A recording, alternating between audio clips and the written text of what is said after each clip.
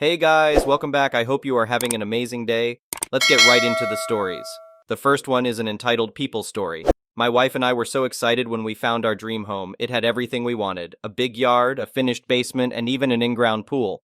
We had always wanted a pool, but could never afford one until now. The day we moved in was one of the happiest of our lives. That happiness faded pretty quickly once our new neighbor Karen moved in next door about a month later. From the first day we met her, something seemed off. She was overly friendly in a fake way and kept making passive-aggressive comments about how nice our pool looked. We brushed it off as her just being nosy. Little did we know that was only the beginning. The very next day, Karen came knocking on our door bright and early at 7 a.m. When I answered, still half asleep, she demanded to be given the code for our pool gate. I was so confused that I thought I misheard her at first, but she repeated herself, saying that as our neighbor she had a right to use the pool whenever she wanted. I politely but firmly told her absolutely not, that this was my private property. She huffed and said that I was being unreasonable to deny her access to something we both enjoyed. Before I could respond, she stormed off. Later that day, as I was grilling in the backyard, I could see Karen glaring at me from her window. It was bizarre, but I tried to ignore it. That weekend when we were swimming, she came outside and stood at the fence yelling at us to keep it down. She said we were splashing too loudly and disturbing her peace and quiet. At that point, I'd had enough of her crazy behavior. I told her to mind her own business and stay off my property. Things escalated quickly after that. The very next morning, my wife went to let the dogs out into the backyard and found Karen hanging out on our patio furniture, sunbathing. She freaked out on my wife for disturbing her. My wife came inside furious, saying we needed to call the police. Before I could even grab my phone, the doorbell rang. It was Karen, and she reeked of alcohol. She was slurring her words, but I could make out her demanding the pool code again. When I said no, she tried to push past me into the house. I gently pushed her back outside and told her to go home. She stood there yelling obscenities at me. I finally had enough and called the cops to have her removed from my property. The cops showed up and tried to talk some sense into her, but Karen was completely irrational, insisting the pool was half hers since she could see it from her house. The cops told her she was confused and that she needed to stay in her own yard. Karen angrily stomped back to her house. I hoped that would be the end of it, but of course it wasn't. The next weekend we invited friends over for a pool party. We were all having a great time until Karen came barging into the backyard, screaming at us to get out of her pool. She pushed one of my friends into the pool and tried to take the ladder out. I grabbed her arm and told her she needed to leave immediately. She slapped me across the face and said she was calling the police on us for trespassing in her pool. At that point, I'd had it. I picked up my cell phone and called 911, telling them my crazy neighbor was trying to claim my pool as hers and assaulted me when I wouldn't leave. The cops arrived in record time and took one look at the scene, Karen soaking wet and screaming while the rest of us stood there staring in shock, and arrested her on the spot. Turns out Karen has a history of erratic behavior everywhere she's lived. The cops warned us to get a restraining order against her since she's likely to retaliate. We also invested in upgrading our home security, including cameras monitoring the pool area in case she tries anything again. I never would have thought a simple pool could cause so much drama and chaos. But now we can finally relax and enjoy it in peace without that crazy Karen next door. We should have known from the first day something was off with her. I just hope wherever she ends up next, she leaves those poor neighbors alone. The next one is a pro-revenge story. During the final trimester of my last year in high school, we had to do a group project that needed to be finished by the end of the trimester and was evaluated and graded in front of a jury of teachers instead of an exam. I was paired with the biggest douchebag in class. Imagine a really entitled, arrogant a-hole. Every time we were supposed to work on the project, he would have some excuse to not show up and demand I would work on it alone to make sure the project stayed on track.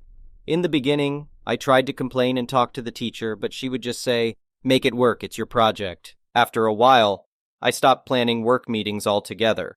He would call me to ask how the project was going, and I would say something like, "Yeah, it's going well. I think it's almost finished," or "I'll send you the presentation to prepare for the jury." Little did he know I had a trump card in my hand. The project counted for 40% of the final grade. I was already doing well in the class, having earned about 55 out of the other 60%. So even if I got a 0 on the project, I would still pass the class.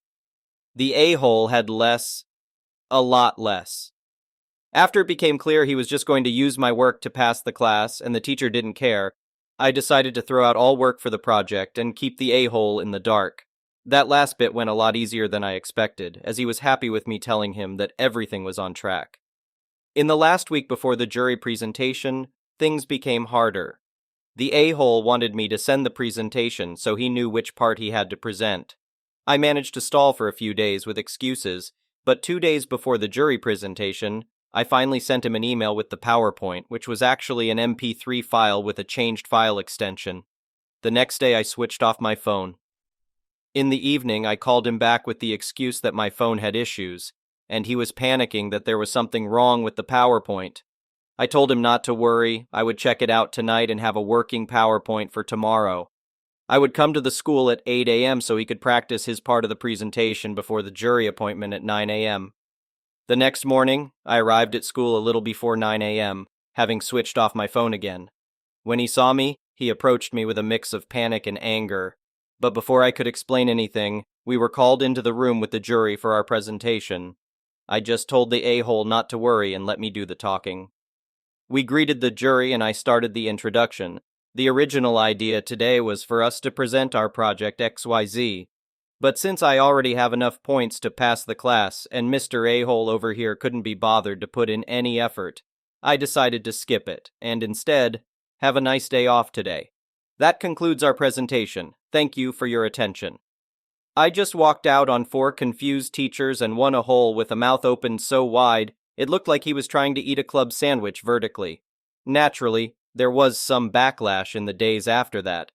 The teacher called for an explanation, but in the end recognized I was a good student, and I indeed already passed the class without the project.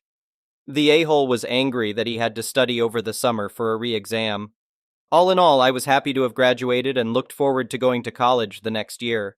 After the summer, I heard from friends that the a-hole failed his re-exam, and that, combined with other bad grades, caused him to have to redo his last year.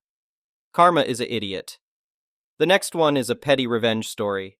Neighbor's son, Garth, graduated from college about this time last year and secured his first full-time career job at a company.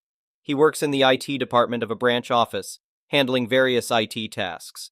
The total number of employees at this office is around 20, with some in sales and others working in the office.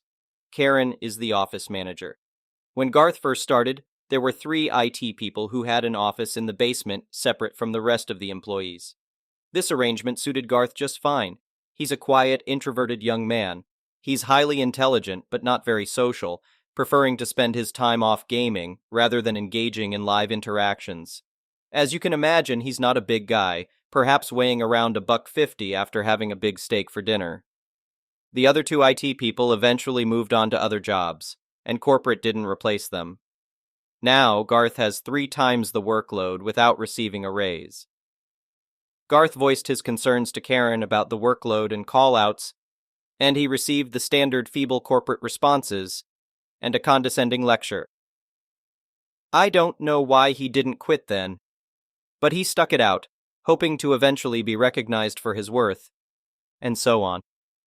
Whenever I spoke with him, he'd complain about how bad it was working for Karen, but his saving grace was that he was in his solitary office most of the day and did not have to interact with her much.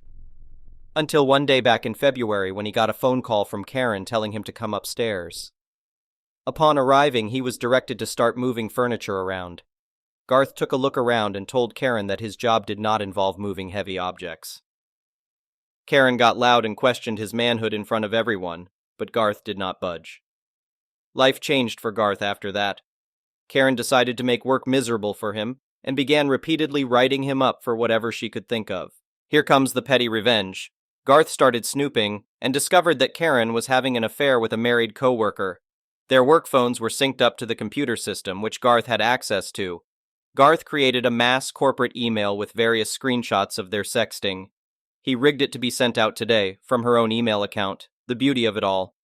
Garth walked in on Friday and tendered his resignation to corporate HR. He left his ID card and whatever else on Karen's desk. Karen made a big deal of shouting at Garth as he was leaving, telling him not to let the door hit him on the way out. When the email is sent out, they may well suspect that Garth was the perpetrator, but they'll never be able to prove it. I can only hope Garth's revenge is sweet and spectacular. The next one is a malicious compliance story.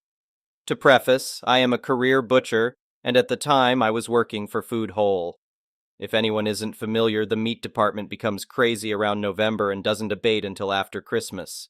We took holiday orders in person then, now mostly all online unless they're odd. As you might imagine, the orders are usually for standing rib roasts, tenderloins, hams, turkeys, and ducks and geese. They really add up. And for my boss, sorting all the paper orders is a nightmare. Enter Karen. I would like to place a holiday order. Me. Gets relevant info. Cool, what would you like on the 24th? K. 1 pound of boneless chicken breast. Me. Oh, no problem. You actually don't need to order that. We'll have plenty of regular chicken, steaks, and burgers. You only need to place an order for roasts, etc. K. I had to wait forever last year. This year, I don't want to wait, so I'll order it. Me. We'll have 2 lines, so if you're just coming to get regular items, you won't need to wait in the order line. K. But I want to make sure. At this point, I was already way done, so I decided I would comply. Maliciously. I took her order, then proceeded to inform every single person in my department of the situation and the plan. The day of she came up, told the guy at the counter she wanted chicken breast. Having been warned by me, he asked, "Did you pre-order it?" K. Yes. Coworker. Okay, let me go search through the sheet to find your order. K. You can just grab it from the case. C. No, we already have yours put away. I'll find it. I wouldn't want it to get lost in the cooler and go bad over Christmas. K. Frustrated. Okay. Coworker goes to our order book, searches through, and finds her name, and says, "Okay, I found you on the list. Now I just have to find your order." Coworker enters the cooler, and trying to find a pack of chicken breast in a cooler full of roasts is like trying to find a needle in a haystack. It took him about 15 minutes. At multiple points through the ordeal, other employees greeted her. She tried to get them to get her chicken breast, and they all told her, because I had warned them, that she had to wait for the one specifically put aside for her. I estimate that she waited almost 30 minutes, including line time to get to our counter. The next one is an entitled people story. I, 22F, have been dating my M22 boyfriend for 5 years now. We've been living together in a small town, very, very close to where he grew up with his friend, 22F. His friend Sarah has always been very vocal about how much she loves him, how she knows him so well, how she has even seen him naked as kids, how she is like his sister, etc., etc.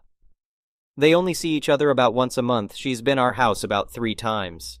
Something important about me. I was SA'd a few months before dating my now BF. This was something that impacted me, and has ruined certain aspects of my life. The guy who did it is a well-known person around the area, which means that from time to time I run into him. This brings me so much anxiety, so much pain, and the only way to feel better is venting about it. Sarah was at my house one time. I started bawling about it and decided to trust her. Big mistake. I told her everything. She knew the guy. The guy actually tried to get with her before, and she acted so compassionate and kind in front of me. One day we were having some dinner as a group. It was my BF, Sarah, and other people I didn't know. Sarah asked my boyfriend what he was planning to do after uni. My boyfriend, I'm not sure yet.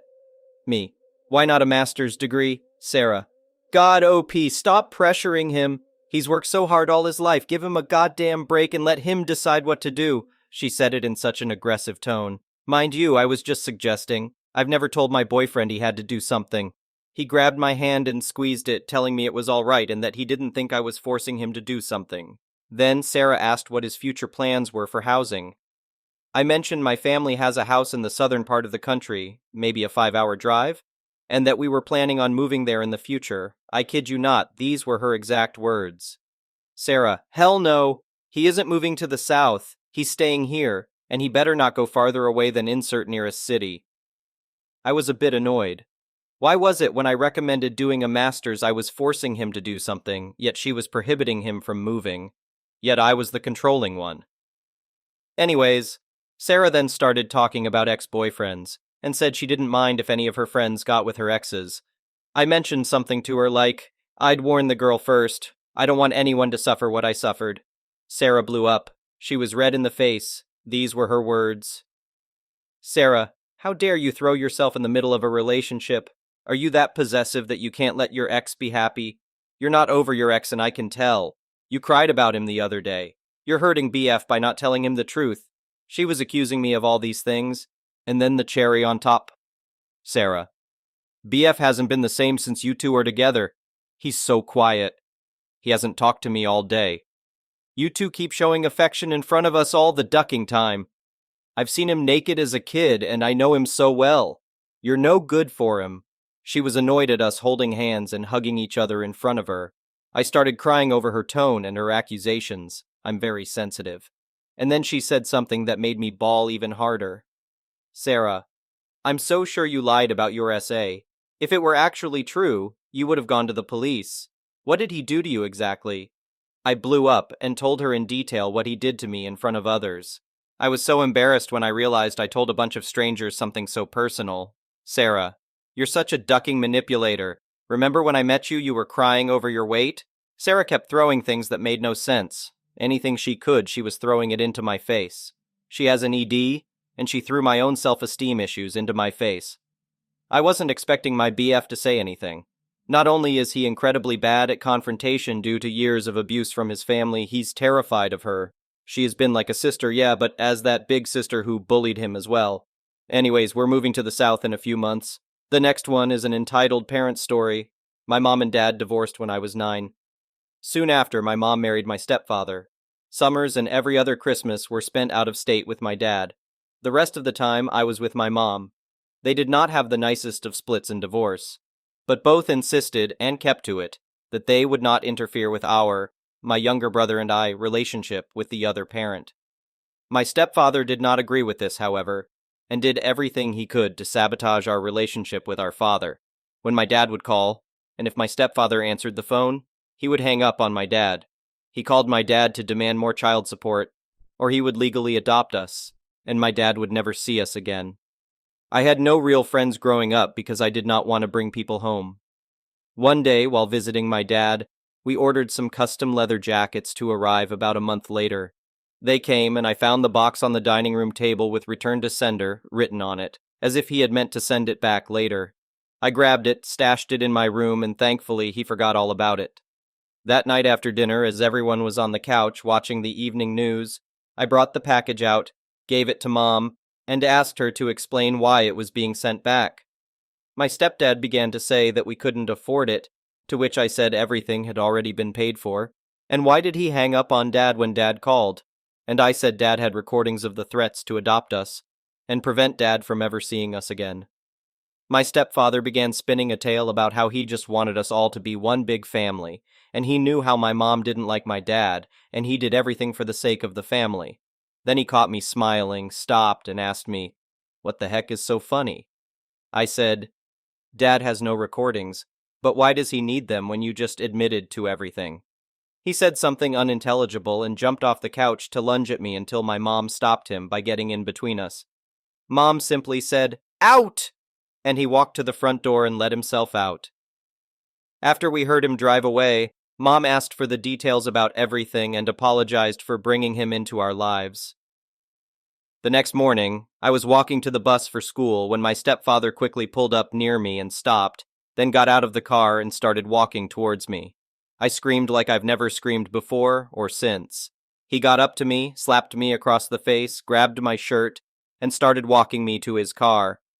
I didn't go peacefully, though, screaming and resisting the whole way. That's when my savior appeared. An older gentleman had seen everything and came out of his house with quite possibly the largest hand cannon I have ever seen outside of the movies. He just saw an older man dragging a screaming teen girl to his car. He told my stepdad to stop, pointed his gun at him, and got him to kneel down with his ankles crossed and to intertwine his fingers behind his head. So I believe he was a former military. Isn't that how you are taught to take prisoners? I don't know for sure. His wife had also seen everything and called the police, then came out and began soothing me. When the police arrived, 2 cars, 4 officers in total, my savior put his gun down and raised his hands to show the police he meant no harm to them, that he was not a threat. His wife said that she was the one who called and said that she and her husband had seen a man pull up, grab a young girl, and begin dragging her to his car when they decided to interfere for my safety. I then confirmed the story, but did not mention he was my stepfather. The police asked for IDs and noted that my student ID, all I had at the time, had a different last name and had no sign of the name my stepfather was calling me. At the time, I went by my middle name, but my student ID had my actual first name, and I'd kept my original last name, so it was different than his, despite his attempt to claim he was my father and was just disciplining me for something. He was handcuffed and taken away in one of the cars, while the other car drove me to school. I had missed the bus by this time, where the officer went in and told the attendance office lady that I had been the victim of an attempted kidnapping, and that's why I was late. He later showed up after school to give me a ride home and stayed in the house with me until my mom got off work and came home. My brother, who was unaware of my day's adventures, came home, and me, my brother, and the officer played video games until my mom got home. My mom and stepfather later divorced. When I was at school a couple of days later, my stepfather came by the house with a police escort and my mom's supervision and got his personal stuff. My mom was later able to get a restraining order against him for herself, me and my brother. I haven't heard from my former stepfather since. My brother still lives with his family in our hometown and saw that my savior had just passed away and decided to tell me, and he told me to put my story here. I have never posted here before, so sorry if I've done something wrong. I know you're not supposed to glorify violence here, but I don't know how to tell the story without it. Thank you for watching. I would really appreciate it if you could like the video and subscribe to our channel if you haven't already. We'll see you again tomorrow.